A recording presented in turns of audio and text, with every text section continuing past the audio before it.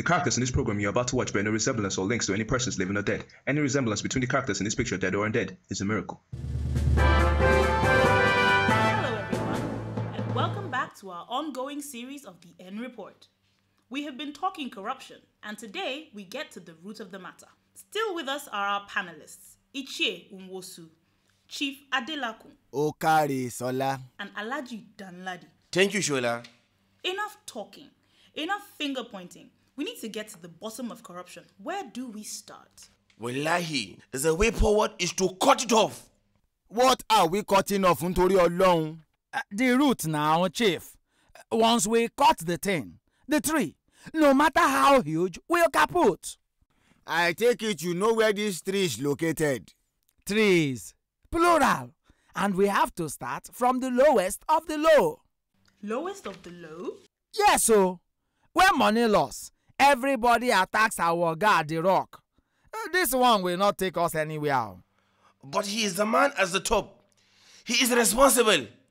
How can one man be responsible for all the stealing and looting in the land? Irọ́. Chief, your head is there. People are forgetting that there is a local government where money trickles down to. Do people even know the people representing them in the Senate and House of Assembly? You are going too far.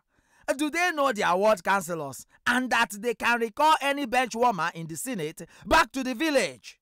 So, do we yamu to all the local government chairmen? Is that the root? Are you suggesting, Alhaji, that corruption has a government face? What about everyone else? But you said we should get to the root now. And is government the root?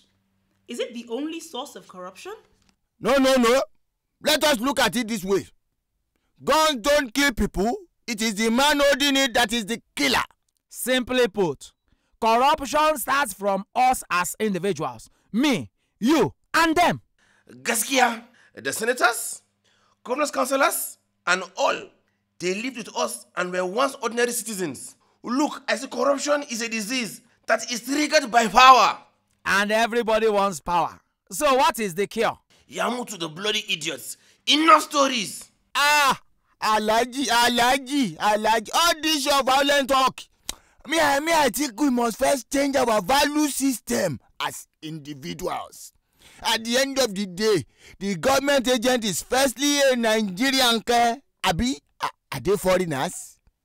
And please, you people should stop giving titles and awards to criminals and looters. Mbano. So, are you going to return your title to demonstrate this newfound integrity, Abi? What is the meaning of that, Chief? What are you trying to say?